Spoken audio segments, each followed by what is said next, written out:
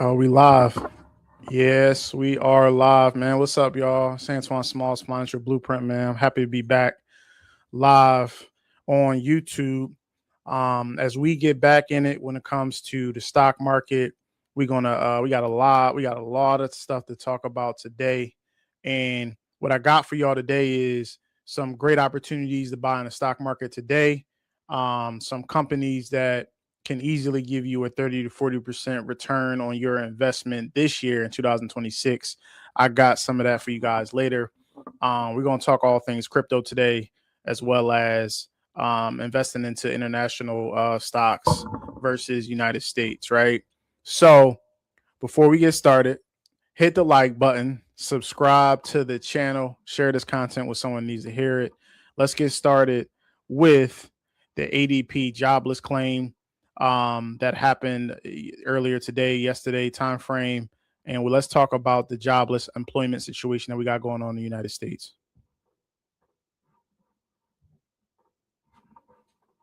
Let's get out to Kevin Green now, who joins me just for a look at some of this data that we've got this morning. Obviously, challenger jobs looked okay. We've got the jobless claims as well. We got 213K on the headline. Just talk us through the details of that, how important that is, and what that means now moving forward, KG. So for the challengers job cut, they actually announced 48,307 jobs that were cut in the month of February. Now that's actually down around 55% from the January print, but the January print was also very strong here. You are still seeing some weakness in certain pockets of the market, as well as a lack of a desire for a lot of these companies to actually hire more as well. So that's something to just keep on the radar. Actually, some of the jobs that we did see getting cut are in the professional space, and you are seeing a lot of the comments from the respondents around artificial intelligence and their ability to find some efficiencies and make their companies a little bit more lean.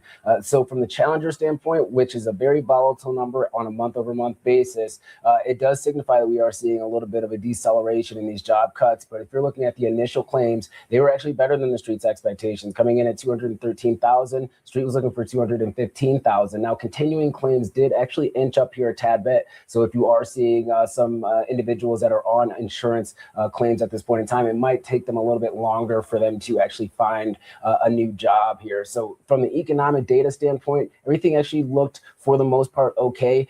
You did see a little bit of a hot print when it came to non-farm productivity. That came in at 2.8%. Street's looking for 1.9%. That's really an inflationary gauge and a wage gauge. So we'll keep our eye out on that one. Unit labor costs also came in a little bit hot. So I would say mixed at best. On the inflation front, a little bit hotter than what you would expect. And we are seeing the 10-year yield move to the upside, not only because of the geopolitical risk and oil moving higher, which obviously we have that risk of inflation, but also maybe some of the services inflation that has been kind of permeating between the ISM services data, as well as the S&P 500 or S&P global services PMI data as well.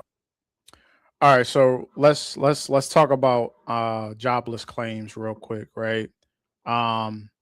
What's key here is, I think, we talked about unemployment at the end of 2025 going up.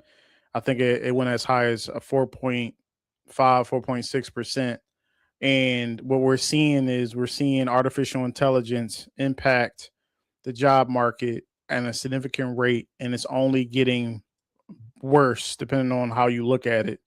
Worse from the employee, but better for the company, and then also better from an investment perspective, right? So long term, it's important that we understand where jobs is going, the sectors that are being impacted when it comes to artificial intelligence, and the job cuts that we keep seeing that's being announced across the board on so many different companies, right? So 2026 job cuts announcement, right? And this is some of the companies that are laying off jobs, right? Pinterest is laying off around 800. Autodesk is laying off 1,000. Meta has reported they're laying off 10% of the reality labs within their business. UPS is cutting up to 30,000 operational roles, while the Dow is cutting 4,500. And we just seen that Jack Dorsey announced that he was cutting 50% 50% of his overall workload of employees that work for his company Block, right? And that was announced, I believe, a week or two ago. So we are seeing huge layoffs across the board with many different companies using either robotics when it comes to, Amazon and their factories and some of their, warehouses, as well as these technology companies that no longer need the amount of employees due to the AI, due to technology, and due to artificial intelligence, as well as robotics across the board. So that tells us from a employee standpoint that we need to be very, very strategic about the type of jobs that we currently have, looking at what AI can potentially take from us, right? Looking at automation, how that impacts drivers, if that's truck drivers, if that's Uber and Lyft and taxi drivers, if that's robotics when it comes to Tesla, Amazon, even Walmart, right? Some of these distribution centers. It's very important that we understand that the next year, 2 to 5 years, there are going to be significant changes to the job force across the board. So it's key that if you are a current worker, that you are excellent at your job, that even in a situation that you possibly are excellent, there is a possibility that you could even lose your job in this AI technology run up that we've had over the last couple years. Right. So investing is so important. Having multiple streams of income is so important. Being able to invest in the stock market, but also into real estate, and having your own business, being an entrepreneur is also something that's very paramount right now as we continue to move forward. So it's key. And then last but not least, when it comes to your children, let me just say this. As a parent, as a father, I must set up my children for success when it comes to their future, and ultimately when it comes to what types of career paths that they take.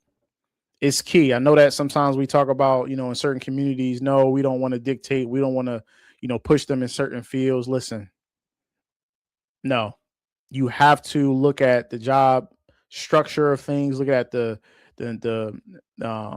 macroeconomic and the macro dynamics going across the board when it comes to different sectors. We know that healthcare is going to be an amazing, continuing to be amazing moving forward. We know technology, math, science will always be something of a necessity and something that we will need at a high level, right? But some of these other jobs, some of these other, coding and some of these other software technology kind of, computeristic kind of jobs that we've had in the past, a lot of those jobs being taken from artificial intelligence, and robotics is coming for the entry level warehouse, distribution, call center kind of position. Those things are going away. So be mindful of what's going on right now, how that impacts you personally, how that impacts your children, and then how that then impacts, obviously, investing in the market.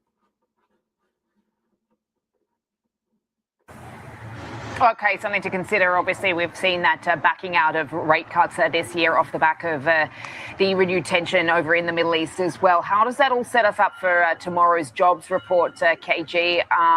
And is that backwards looking, given obviously some of the renewed worries around the potential for this stagflationary environment? It is. The market's looking at non-farm payrolls of a growth of around 58,000. And actually on the private payrolls, we were looking for growth of around 65,000. So we're looking for a little bit of reduction when it comes to the government workers. That also could be a little bit of residual when it comes to the government shutdown. This also could actually be a very volatile print. January was a volatile print. February could also be a volatile print because we also had some winter effects taking place as well. And so we could actually have a situation where the amount of non-farm payrolls being added for the month might come in a little bit lighter, but if that's because of one-off seasonal effects, the market may shrug that off. A lot of this economic data is kind of taking to back seat because of the news flow that we are seeing on a day-by-day basis when it comes to the geopolitical risk, but we haven't seen any type of meaningful fracturing when it comes to the unemployment rate or when it comes to the private sector jobs that are being added, at least for now. And if we actually do see that being reflected in the data tomorrow, Sam, that could also maybe lead the Fed to consider cuts a little bit more aggressively, even though we have maybe some inflationary headwinds in the near term. Okay. Just talk us through what's going on in commodities this morning. What has changed between yesterday and today as to why we're seeing oil spiking again? I do see headlines around reports China is actually suspending some of its fuel exports as well, no doubt, perhaps exemplifying, I suppose, some of the concerns around, in China at the moment, even though I know that they've been stockpiling a lot. But just talk us through the catalyst for this upside this morning. Yeah, several different news items. Yesterday, we had 2 confirmed tankers that were impacted either by missile or drone strikes. One off the coast of Oman and another off at a port in Kuwait. And that one that got hit in Kuwait or in Oman, I'm sorry, it sounds like that's actually one that is creating a little bit of an oil spill. So the tanker risk is still relatively elevated. You are also seeing potentially France and the UK maybe sending some ships over to help with Red Sea transit. That is going to be maybe a potential benefit here. And then you also do have China actually reducing or actually eliminating their exports of gasoline and diesel. That'll actually have impact the supply markets. And then Japan might be looking at actually utilizing their SPR. Now, if we're looking at this chart, this is crude oil going back to 1990. We could actually see on the monthly chart is a bullish cross on that MACD at the bottom. And if you go back and look at the other ones that have been circled and highlighted, those crosses do usually result in a cycle or a bull cycle when it comes to crude oil. So if we're looking at the current levels right now, this might not be the end. You could actually look at the resistance level of around $120 to $125. That could be in the cards, not saying next week, not saying in 2 weeks from now, but over the coming months, if we do have a protracted escalation between Iran and the U.S. And the big risk here, Sam, is that since we are seeing some decentralization when it comes to the government of Iran, that a lot of these proxy groups are kind of going on their own and doing their own strikes and really not listening to anybody. And I think that's one of the bigger risks that's now being priced into the oil markets. You can see that within the premium spread between near-term contracts and longer-dated contracts as well. Well, that's good information. If you're looking at commodities right now, even if you're trading it, and then, last but not least, if you are someone that is looking at gas prices, when we're looking at this chart and we're looking at these technical patterns and also the conflict that we're continuing to have over in that CENTCOM Middle Eastern region, we're looking at a height in oil prices that, like he said, I can easily see it spike into at minimum that $100, $120 a barrel level before coming back down if the conflict doesn't resolve itself, very quickly, right? So when you have this stabilization within a region that really supplies a lot of oil in Saudi and Iran and some of these countries, and then some of the shipping lanes are being attacked and being halted, it causes a lot of problems globally when it comes to shipping, as well as, supplying oil across the world. So when you see that supply and demand, we all know supply and demand, this is basic economics. If you have, less supply than demand goes up, which means that the price then goes up. So we are looking at the possibility of higher oil prices, as well as obviously gas prices that then correlate to issues when it comes to inflation, issues when it comes to airlines, because airlines have to pay higher prices for their jet fuel, which then impacts their margins, which impacts their businesses, their numbers, cash flow, etc. So we're looking at the possibility of a domino effect that not just impacts the average person when it comes to gas prices, but also businesses when it comes to how they operate and it comes to their expenses. So these are all, important things to think about and to look at over the next couple of months as we continue to get through this volatile part of our year, in the early, late winter, early springtime of the year. And the whole title for today is being able to invest through turbulence and through what I will call the smoke, and being able to still be able to look through things and invest when the opportunities present itself. And again, we're going to get to some of these opportunities in a little bit when it comes to investing in the stock market. Right now, we have some amazing opportunities. As I always say, continue to subscribe, support the channel, hit the like button, share this content with someone who needs to hear it as we continue.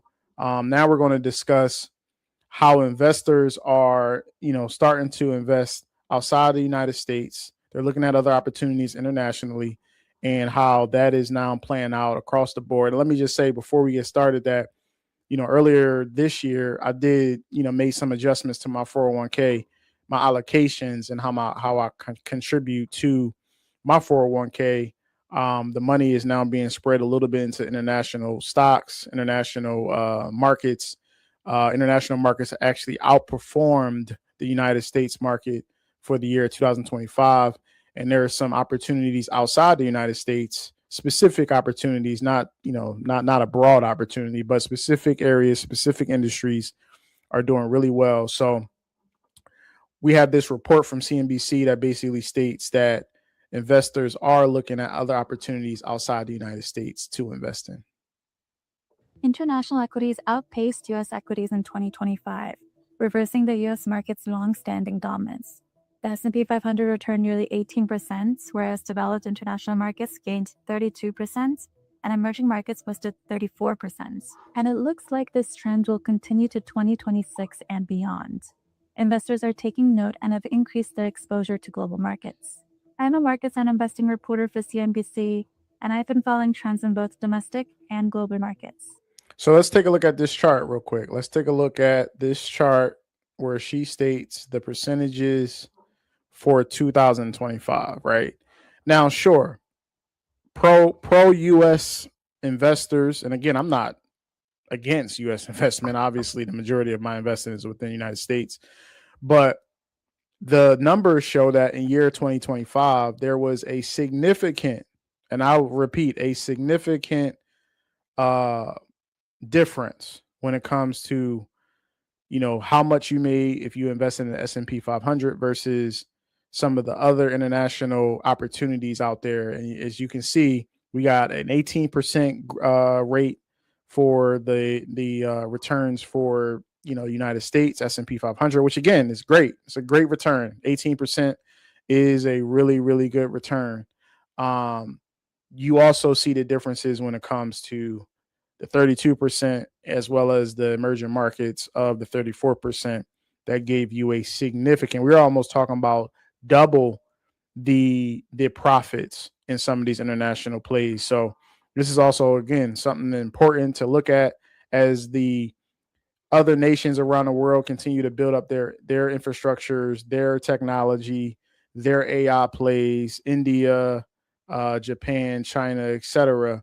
Their stock markets, their markets will continue to grow and possibly outpace the United States in the near future. 34%. And it looks like this trend will continue to 2026 and beyond. Investors are taking note and have increased their exposure to global markets. I'm a markets and investing reporter for CNBC, and I've been following trends in both domestic and global markets. In this video, I break down the key reasons many investors are looking beyond the US market. Even though the US market remains the world's largest, investors are increasingly looking to global markets to diversify their portfolios as fiscal and geopolitical risks rise in the US. I have been having a lot of conversations with investors that are trying to understand how to diversify their concentration out of US markets, particularly US private markets as well. And we've been seeing trends in that direction. There's also the concentration risk. Exposure to the US also means outsized exposure to AI, with the Magnificent Seven companies alone accounting for roughly 1/3 of the market cap weighted S&P 500. I am short the US and I'm long global markets. The US is struggling a little bit with the fact that we've gone from these very competitive large companies or asset light to now asset heavy. And people aren't sure what the returns on capital are going to be in the future. You see sectors and companies every day, significant adjustments because people are afraid of what the future holds. So that uncertainty, I think, is going to play more on the US than it is globally. Investors are also fearful that Sell America might gather steam, especially as the Trump administration continues to run up fiscal deficits, exacerbate relations with trading partners, and cast doubt on the Federal Reserve's independence. Sell America is weaker dollar, it's weaker US stocks, it's higher US interest rates, and it's stronger international currencies and stocks. And We saw a pretty significant period of sell America last year around the time the Liberation Day tariffs were announced. And since then, it hasn't had serious legs. And is there fear that that's going to continue to unravel? Not really that I see necessarily. I think, again, it's probably at the margin caused people to start to look elsewhere for other ideas. There's also the continued weakening of the US dollar. In 2025, it fell more than 9% and is expected to weaken further. This trend could be motivating investors to buy more international stocks. For example, when the dollar declines, overseas profits are worth more once converted into US dollars, and that boosts returns. So let's stop it real quick, right? Let's talk about Sell America. All right, what is Sell America? It is a growing trend of global investors divesting from US dollar dominant assets, specifically government bonds, which are treasuries, right? Due to concerns over the US debt deficit, the deficit of the United States, inflation fears, and policy uncertainty, right? So as early as this 2026, our national debt is up to $38 trillion. 38 trillion. And it's reported that the possibility is the United States debt will reach over 50 trillion over the next decade. What we know is that's unsustainable.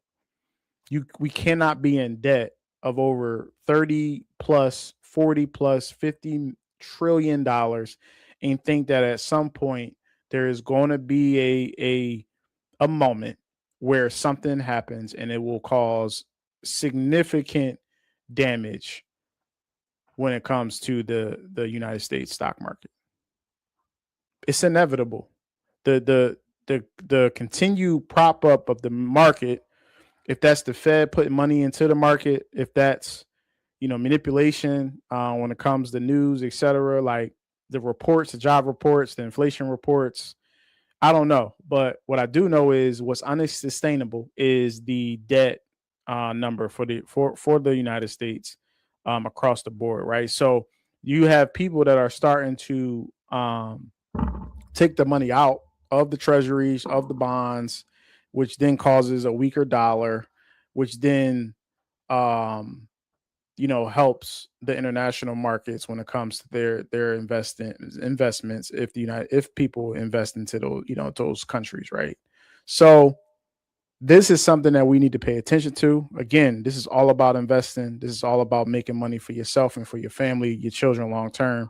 This is definitely something that we need to take a look at and take seriously. Last year was a great year for emerging markets because of the weakness in the dollar and because of lower interest rates here. And they think that's going to continue into 2026. The weaker dollar, the bearish dollar trade, I think is here to stay. And I think that is because we're at a very pro-cyclical phase in the cycle. When we look at growth trends in the rest of the world, a Fed that is on hold in our view. So I think weaker dollar, upside risks that we are still seeing on the growth forecasts around the world, not just in the U.S. With global markets continuing to outpace the U.S. this year, and some forecasts calling for years of international outperformance, investors are watching closely to see what it could mean next for U.S. stocks. I don't see anything taking down the U.S. public markets and the liquidity and the depth of the U.S. markets overnight. But I do think many global investors are thinking about how to diversify their concentration out of the US and where and how to make really long-term bets in other markets that maybe are not dollar denominated as well. Now let's not get it twisted, right? The United States still has arguably the best, maybe 7 to 10, like you probably cannot find. I'm trying to think off the top of my head. It's hard for you to find 7 to 10 companies outside the United States that is better than, the companies that we have within the United States, right? So, we know that the most weighted stocks in the market is obviously United States weighted. And some of these companies, obviously like Microsoft, NVIDIA, even companies like Eli Lilly, Walmart, Amazon, et cetera, as we continue to go down the list, a lot of these companies are United States based businesses, right? They still do business internationally, of course, but they are very much a United States, great stock, great business, and they will do extremely well as the businesses continue to prosper and flourish, right? The other side of the conversation is that if you look at the S&P as a whole, it's 500 companies, right? So out of those 500 companies, how many of them can handle an economic slowdown or a recession or a call to the carpet moment when the United States has to either pay their debt or stop spending as much money as they need to spend, they've been spending? That's the question.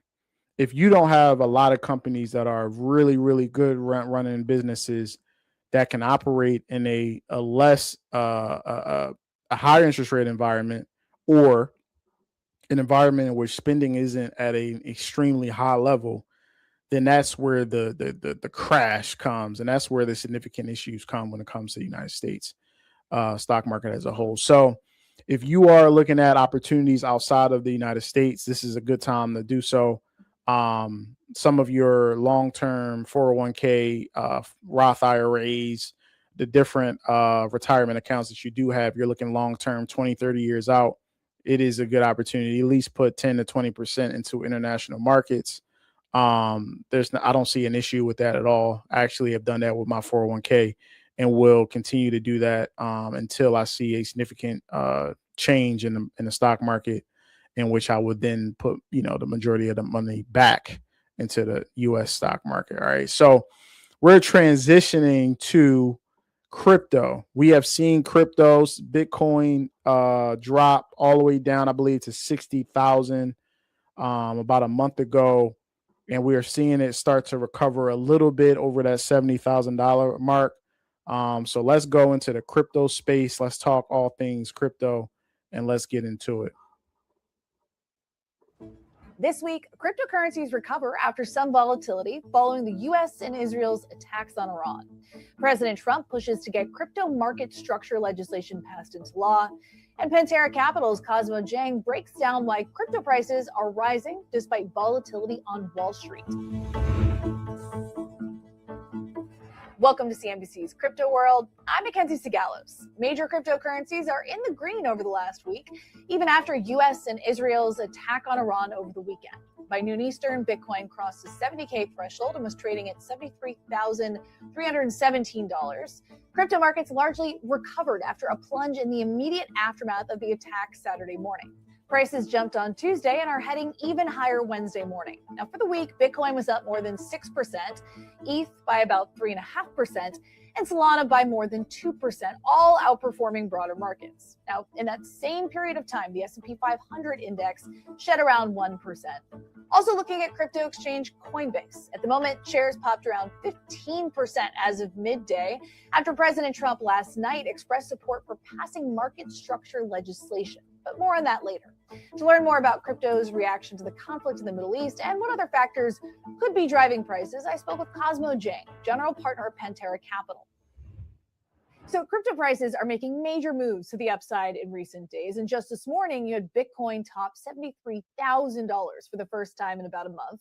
And these moves come as Wall Street has been reeling from the conflict in Iran. So talk to me about why we're seeing this split right now, where crypto is rising while other investments are facing volatility.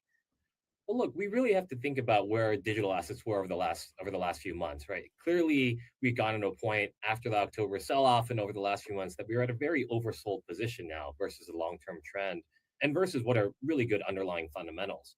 And so while assets like Bitcoin were forgotten for a little bit, while gold, silver, speculative retail stocks were really booming earlier this year, we're now seeing it outperform because you have this combination of everything else feeling a little bit tighter, this relative underperformance, and people are starting to realize that actually Bitcoin and other digital assets have always been a safe haven asset and have always been a borderless, like sovereignless asset. And so when there's geopolitical conflict, nothing in blockchain really gets impacted. And that's why we're seeing investors come back to this story and realize that there's an interesting entry point. So what does the move in Bitcoin and other altcoins say about the current risk appetite right now? Because on the one hand, we've seen a lot of broad risk-off moves in the market, like software stocks falling in yesterday's drawdown, but that runs counter to the moves that we're seeing in the crypto market right now, specifically Bitcoin, which would typically suggest a risk-on sentiment. I think it really depends on the context that the assets are found in, right? I think Bitcoin and other digital assets just been so oversold over the last few months. If we go back to just even February, we saw one of the largest sell-offs in a very sharp move after Kevin Warsh was nominated to the next Fed chair. We saw in very large liquidations of on-chain assets by what people call OG Bitcoin whales or OG Ethereum whales. And so there's just a lot of selling that has already happened for the digital asset space that really we didn't see in other asset classes. Other asset classes have been doing great for the last few months. And so we're just coming from a place where digital assets clearly oversold and other assets maybe a little overbought. And now we're seeing that start to normalize a little bit. And the catalyst really is, unfortunately, the geopolitical event that's happened, the geopolitical events happening recently is causing people to reassess their portfolios, look for places where they probably got a little bit too over their skis, which is probably equities, probably gold and silver, and starting to look at other areas where they've maybe forgotten about to start to balance out their portfolio. We've seen Bitcoin take a significant drawdown, right? And actually, it makes sense if you look at the timing of Bitcoin, the 4-year cycle, the halving event that they usually have, and then how long it takes from the previous high for Bitcoin to come all the way back down to hit a low. There's usually a 70 to 80% drawdown from the recent highs when it comes to Bitcoin specifically, and historically has happened. Over the last 20 years, it has happened over and over and over again. So seeing Bitcoin drop all the way down to 60,000 wasn't really a surprise. It was more of a, we seen this coming. We know this is about to happen. It happened unexpectedly, right? But it wasn't a surprise. And actually, some people see Bitcoin dropping even further under that 60 mark and into the 50s and possibly into the 40s. If you go historically to the drawdown percentage of Bitcoin, and you look at the math of it, I believe it is mathematically possible for Bitcoin to hit into that mid to high 40s before you see it turn all the way back around and continue to go higher than the previous high, which is 120 something thousand, right? So before we could see the Bitcoin hitting that $150,000 mark, $200,000 mark, possibly $250, $250,000, we could easily see Bitcoin at some point this year come down under 60 into that 50s and into the possible high 40s before you could see a turnaround. But let's continue to talk about Bitcoin. Let's continue to go into the next video in which we break down not just Bitcoin, but also Ethereum, XRP, and Solana. Attention over to crypto, which can't break back above 70,000. It's given it multiple tries recently. Mike Willis, co-founder and CEO of Cyber Hornet ETFs, is with me. You may remember Bitcoin was at 127,000 not that long ago. And there are folks who still love it, still believe in it, but they're also looking to Ethereum and XRP and other ways to look at crypto. So let's talk about what's going on with crypto, particularly as we have a war in the Middle East. Your thoughts, Mike? Yeah, thank you, Nicole. I think it's always a good time to buy a scarce digital asset. So from our standpoint, long-term positioning, these are buying opportunities. Bitcoin and a lot of the top 10 cryptos are off anywhere from 40% to 60% from their highs, and definitely buying opportunity. I think technicals point to a further dip, but the fundamentals continue to strengthen, so we like it here. So I think about something like Ethereum. Tell me about that. Yeah, Ethereum is one of the largest protocols for decentralized financial applications. So it distinguishes itself as one of the top 5 crypto companies in the market. So we like it because it along with Bitcoin, it has a name presence. Solana's more focused on ICOs. XRP is more focused on replacing the SWIFT banking wiring system. And so they all have the crypto top 10, which we focus in on, all have their little niches on how they play a role in the decentralized financial superstructure we see us transitioning over to. So again, Ethereum is off hard from its highs, and we think it's a buying opportunity. So tell me about Ethereum and the blockchain. I mean, not every AI company is going to survive, but this is how communication happens. So it's sort of like you're sure to get the winners because they'll be the ones using the blockchain, right? Yeah, so you want to go with the protocols that are most widely known. And so Bitcoin is the cryptocurrency of choice. It's emerged as the champion of the cryptocurrency side of things. Ethereum emerged as the protocol, access to all of the financial decentralized applications that initially came onto the market because layer 2 for Bitcoin didn't exist. So Ethereum benefited from that, and they're the most widely known and adopted cryptocurrency other than Bitcoin in the market. So I wanted to stop here. I literally just was working with my mom. All right, I'm helping her, invest not just in her individual brokerage account, but also in her traditional IRA, as well as a Roth IRA. So I'm helping her with those investments at this point in her career and her life, right? So me and her had a conversation about crypto specifically, and I started helping her invest in Bitcoin and Ethereum just about a few weeks ago, right? So this is something that I think that it's very important that we help our loved ones spread the word, continue to help others buy these crypto assets, the best assets. Obviously, we're not trying to buy anything in coins and all of that type of stuff, but specifically Bitcoin and Ethereum definitely help others be able to buy those assets. So I believe that I got her into it around 63,000 in that Bitcoin, but I also told her that there's a high possibility that we see under 60 and in that 50. So we're looking to continue to buy more Bitcoin and more Ethereum in that 50,000 plus range. I think anything under 70, you got to start to buy it. Ethereum for me, again, anything under that 1,900, 2,000 mark, you got to continue to accumulate. And once you see a bigger drawdown into the possible 40s for Bitcoin, high 40s, maybe low 50s, you just gotta invest. You gotta invest because it's not about today. It's not about tomorrow. It's not even about next year.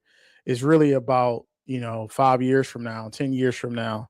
And then if you can possibly help invest for your children, it's key to start to build up something for them. If you have the ability to do so. But I believe that Bitcoin and Ethereum, and you can go down to, possibly XRP as well as Solana if you believe in them long term. And that's not an issue for me, but I'm definitely weighting my crypto investments, the majority of it, into Bitcoin and Ethereum. And because Bitcoin's already run up to 100,000, a lot of people, their position is, hey, look, I'd much rather buy a crypto that's a couple $1,000s and try to get the run up. And I think that's another draw to Ethereum. But Ethereum has the largest number of followers, and it's the most established outside of Bitcoin. So that's the draw there. I hear a lot of portfolio managers and the big banks and all that say have some crypto, have some Bitcoin or Ethereum or whatever, but don't make it more than a couple of % of your portfolio. Does that sound right to you? Yeah, I think Bank of America recently came out with guidance of 1 to 4% in their client portfolios. I think you're going to see that as a trend on Wall Street. That's the further strengthening of the fundamentals of these scarce digital assets that are brand new to the market, really brand new to Wall Street, been around for over a decade outside of Wall Street. But I think that the technicals are still showing that we could see Bitcoin dip down into the 50s or below 50, I should say. But the fundamentals continue to strengthen as these institutions adopt these 1% to 5% allocations. And really, we see on a weekly basis announcements made by these different institutions that Bitcoin is now available and crypto is now a part of the asset allocation. So 1% to 3%, very normal, 4% to 5%, a little on the aggressive side. I want to hear a little more about the Cyber Hornet ETFs, crypto and stock exposure. Tell us more. Yeah, so our goal is to bridge TradFi to DeFi, and we think most investors, it's very difficult to handle 20% swings in a week, especially financial advisors don't want their clients calling them every time their portfolio jumps up or down, and nobody wants the stress of that. But from our viewpoint, we still think Bitcoin's going to be at $1 million in 10 years. So these are dips, these are necessary dips of a new technology. We're still early, and so we're trying to get our shareholders in now, our investors in early. And the way we think they can get exposed to the long-term performance of this asset class is if we can lower their volatility by using the S&P 500 to buffer that volatility. So we use 75% S&P 500, 25% crypto. And we think that's a blend that can, there's enough of an exposure there to when crypto does do what we think it will do, they're going to benefit from that. And on the other hand, if something happens on the negative side to crypto, it's not going to be disaster for their portfolios. Understood. I mean, when we think about having the stock exposure, what kind of stock exposure do you think is important? Because you said how we were 1% to 4% for crypto in a portfolio. What about the stock exposure? All right, so let's go into an ETF that you could use if you're a little scarce on trying to buy the crypto asset, specifically Bitcoin, Ethereum, etc. You do have the ability to invest in crypto when it comes to stock market ETFs, right? So you have the most famous one, which is IBIT, that was just created last year, and they have other crypto stock ETFs that you can also invest in.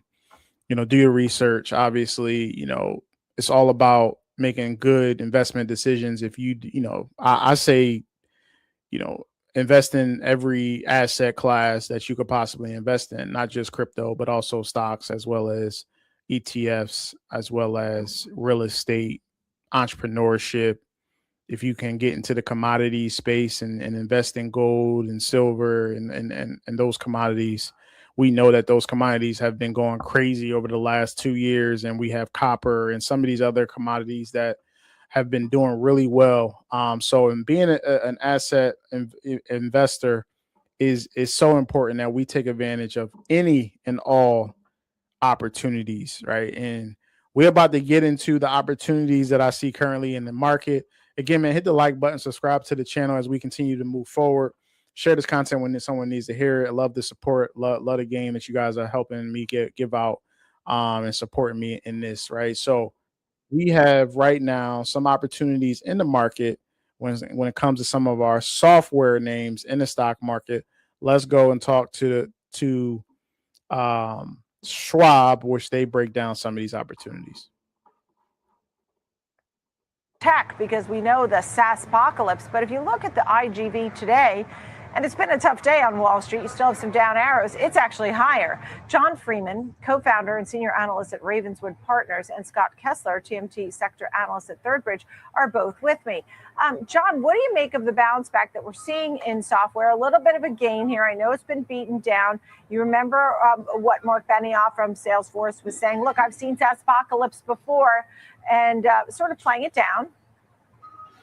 Yeah, so I think there are going to be opportunities if you're a relatively short-term trader, because the valuations are, from a historical perspective, so far down from their historical averages. And so I do think there's probably some opportunities. But if you're a long-term investor, I think enterprise software is really tough now, and you have to be very careful, because when I get confused in software, or I'm trying to figure out what's going on, I go back to what the developers are saying. What's the developer community doing? And the developer community, I've never seen them more agitated and excited about the coding agent that I've, in my career. And it's because of these coding agents that have gotten so much better just in the last few months, that you can now develop software applications, very, very rapidly, automatically. And so it kind of begs the question that, maybe the complexity of code, which has been such a, barrier to entry for years, has now kind of faded. And now the moat, if you can look through to the future, you can see these moats declining. And, maybe we have a situation where enterprises develop their own software, on the margin more. And so anyway, that's the basis, I think, for the bear case on enterprise software long term, based on AI. And I think I do think there's some credence there. Look, Workday, Oracle, Salesforce, Palantir, we're showing some of those right now. Scott, what say you? Well, yeah, I mean, I think all the top 10 holdings in the IGV that you highlighted are up pretty substantially. Look, that index at one point year to date was down, I think, close to 25%. And I think it's fair to say that we shouldn't necessarily be painting the entire kind of software industry with one broad brush. I acknowledge what John is saying. Obviously, new technology, new ways of developing software are coming to market, and there's no question that there are going to be disruptions, even displacements. But if you're a super large and successful enterprise software company, and you have long-term kind of enterprise relationships, you're providing kind of critical platforms and functionality, I think it's going to be very difficult, even over the next couple of years, perhaps, for customers to decide, hey, we're going to go with some AI solution or build this ourselves. Over the much longer term, sure. I mean, all of those things are definitely possible. I think for now, if we're talking about SaaS solutions that SMBs are using for specific purposes that aren't mission critical, yeah, I see some risk there for sure, and that's based on what people are telling me. But when I think of a company like a ServiceNow, do I think their business is going to be blown up over the next couple of quarters or couple of years because of AI? The answer is no. And one of the reasons also is because these companies are not shying away from their own investments in AI. I think ServiceNow over the last 4 years has invested $10 billion in R&D. So I wanted to get back to the chart. Where's that chart at? There we go. All right. So I made a video, I believe, a day or two ago. Check it out on the YouTube channel. And I broke down three stocks that I love to start to trade and invest in. And I broke down this ETF IGV. And if you look at this chart and you see the significant drawdown, even if you go back to this mark right here, which is April of 2025, when we had the tariff announcement from our president, this is the last time that we had this significant type of drawdown from the software side of things. And again, this IGV ETF is the software ETF, right? So a lot of the software companies that have been getting crushed are all in this ETF, and I'll tell you the holdings in a second. But looking at this drawdown, April of last year was the last time we drew down this significantly when it comes to this ETF, and then there was a huge move up to end the summer, right? Because this is September, come back down a little bit in September, and then it went back up around that October, November timeframe, and now we have a huge drawdown, right? So if you're looking to trade, if you're looking at something to be able to trade this move going back up, as I stated less than 24 to 48 hours ago. I got into a trade at $78. At $78, right? And then within a couple of days, this has rocketed back up. And again, it's not even close to recovering around that $100 mark, in which I believe it will recover to easily within the next few months. But it was at $78. The low was around $76, $77. Got in about 78, and it is already up. Let's look at my current brokerage right now. So it is up. I'm up over 32% in a call going out to January of 2027 for this ETF, and my strike price is 90. Got in at 78, strike price is 90, going out January 27, up over 32% currently, right? And then I got into another trade, another option trade, same thing, IGV ETF. I'm up over 10% for a second one. So we're looking at opportunities. This is one of those opportunities to trade if you want to get into an elite option out to January 27, or even, what I would say about December, January timeframe, March of next year. This is a great ETF to get into. So looking at this ETF, right, you got companies within this ETF. The holdings are, number one holding in this ETF is Microsoft. The number two holding is Palantir. Going down to Oracle, Salesforce, Palo Alto, cybersecurity, CrowdStrike, cybersecurity, and ServiceNow, Intuit, Adobe, and some of the software names. So software has been getting crushed when it comes to this AI adoption, possibly hurting the space, the software space. But if you look within the software companies like Microsoft, of course, as we get into more opportunities, this is an excellent buying opportunity for the software space. Not all the software, as the gentleman was saying, but definitely some specific names of software. There are great opportunities in this space currently right now. And as Anthropic's been put aside a bit here, that with Pete Hegseth over there, we're looking at something like Palantir, which has a lot of great headlines today, and in fact is up 0.75% today. Palantir is back in Wall Street's good graces. Palantir's growth prospects sees headed to $400 over the next 5 years. So analysts over the last 24 hours really become more positive on this name.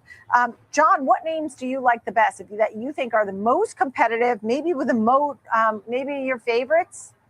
Right. So it's interesting. Scott mentioned ServiceNow. I think ServiceNow actually is an exception here because they are kind of positioned, I think, more on the right side of change for AI, and kind of have gotten behind the ball with it, with their control tower technology, which allows them to manage agents, and just the fact that where they're positioned as across multiple systems of record as part of a workflow, and automating that workflow makes sense to go with ServiceNow. So I actually do think ServiceNow is well positioned. I do think the cloud providers, the hyperscale cloud providers, are all very well positioned for growth. Microsoft, Amazon, as well as Alphabet.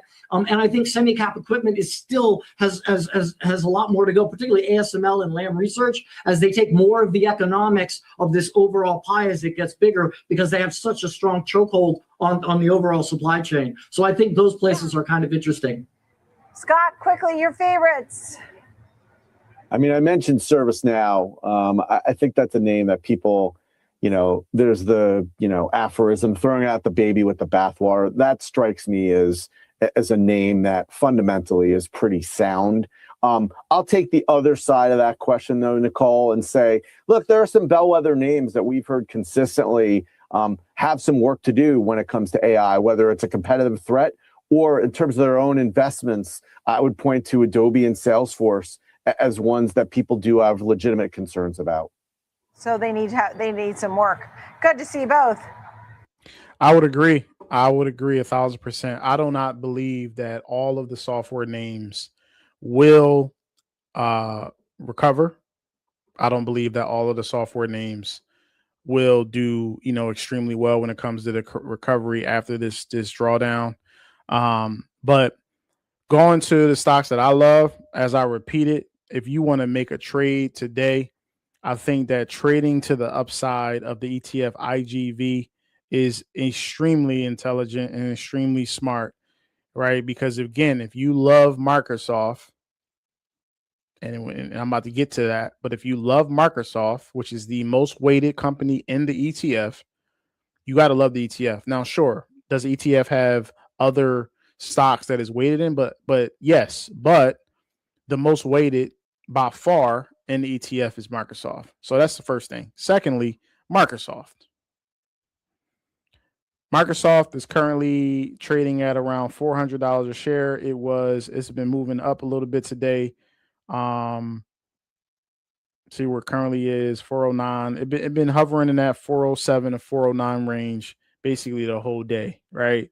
So buying Microsoft, the opportunity was buying it under 400, obviously, but even buying it right now at that 409 level, it's no brainer. It's no brainer. The stock is down over 20 to 30% from its recent high. The expectation for the stock going easily over 5. We're talking about 550 to close to $600 a share without question, right? So Microsoft is a company, a bellwether, absolute monster, juggernaut, probably one of the top 3 companies in the world. You're getting a significant discount on Microsoft, buying the shares, letting it run. It's one of those less risky options that you have to take advantage of while the opportunity presents itself. All right, so let's go on from, we got IGV, we got Microsoft. Let's go to Palantir. Now, some don't like Palantir, don't like the company, say it's overvalued, say that it's not a great company, don't like the CEO, etc. What I do know is we have watched the war. We have watched an operation in Venezuela. We watched an operation that's in effect right now when it comes to Iran and the United States. What I do know is technology when it comes to defense, when it comes to aerospace, government funding, and when it comes to how we go about ensuring that the United States, as well as some of these other countries around the world, are put in a position where their military, their technology is advanced and at a certain level. There are certain companies that just provide that excellence. And one of those companies is Palantir. So when you're seeing this in real time, when it comes to the government, the military spending, and what we're looking at on a daily basis over this war that's happening overseas, you have to look at defense companies. And in this situation, Palantir, when it comes to the technology and advanced level technology space for the war software and counterterrorism operations, and how they help with the technology that's built into some of our military assets, you have to continue to look at where the world is moving, where is money getting allocated to, and how the company is going to benefit from all of it. You might disagree with the practices, the how they operate and how they use their technology.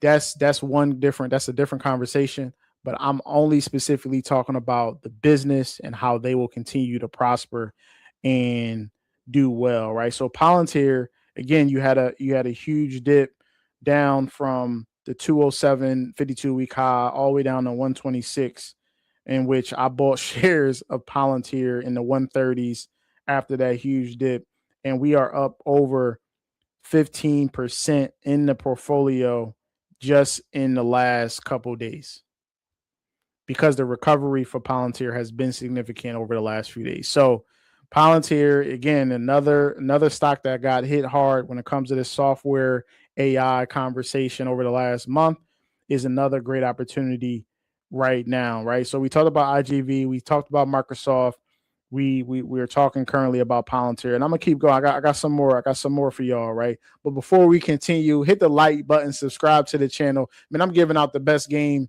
that you can get right now when it comes to individual stocks to pick, right? We talked about crypto today. Man, share this content with someone who needs to hear it, and let's keep rocking. All right, so IGV, we talked about Microsoft, we talked about Palantir. All right, next, Palo Alto. PNW, Palo Alto. Cybersecurity space. We're going to talk about another cybersecurity company in a second. Palo Alto is an amazing company. Definitely top 2 in the cybersecurity space. It has been having, again, another huge drawdown. We're talking about a 30 to 40% drawdown from 223, 52-week high, all the way down to the 139 level. It triple bottomed around that 139 level, and it has popped back up. Currently, right now, Palo Alto, I'm up over 7%. Got into it when it recovered a little bit, and will continue to invest in this company long term. Cybersecurity, again, looking at what we're going through overseas, we know that as technology continues to be more advanced, that there will be cyber attacks. There will also be, breaches when it comes to technology. And one of the best companies in the world that provides security is Palo Alto.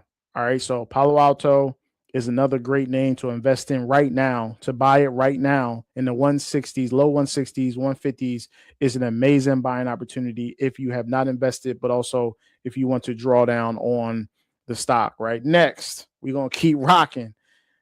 CrowdStrike. Again, number 1, number 2 cybersecurity company in the world. CrowdStrike, another buying opportunity. It reached the 52-week high last year of 566.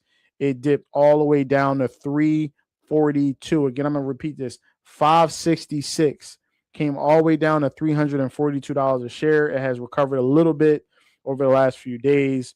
Again, amazing buying opportunity. If you believe into cybersecurity space, I'm up over 15% on shares that I bought just literally a few days ago. I got into CrowdStrike at 366. I got into it at 366. We seen a bottom at 342. We waited a little bit to make sure that there was a possible recovery. We got in at 366. It is now all the way up to 420 and counting as we continue to invest into the cybersecurity space. So my thoughts when it comes to cybersecurity is that I wanted to invest in both companies. I didn't, pick one. I said, okay, let me invest in both Palo Alto and CrowdStrike and have a quote unquote monopoly when it comes to my investments into both of those companies. All right. So we talked about Microsoft, we talked about IGV, Palantir, PNW, which is Palo Alto, as well as CrowdStrike. And then last but not least, we're not going to talk about NVIDIA as much as, we just know NVIDIA is a great investment. It's currently sitting around the 178 mark. Well, what do we need to talk about when kind of NVIDIA? All right. So let's not do that. All right. Let's go into the last stock that I'm going to talk about today is Google. I would argue Google is the best company in the world.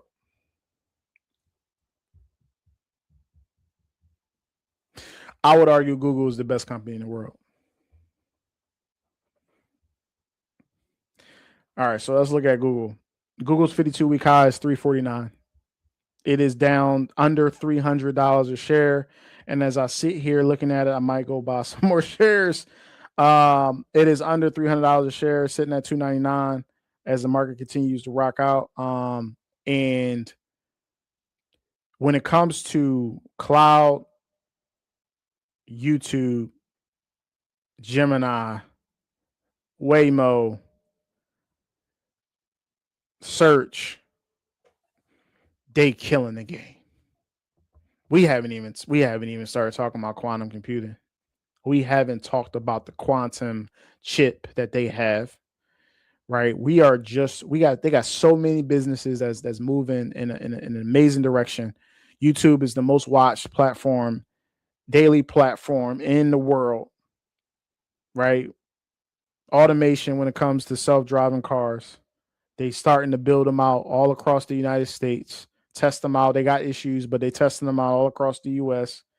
We know how Google Cloud is. We know everything about the search business that they've been monopolized over the last 15, 20 years.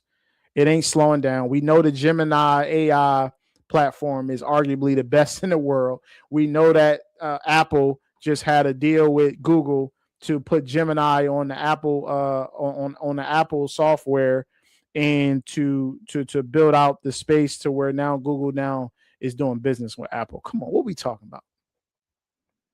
What are we talking about? There is no question that Google is one of the best companies in the world.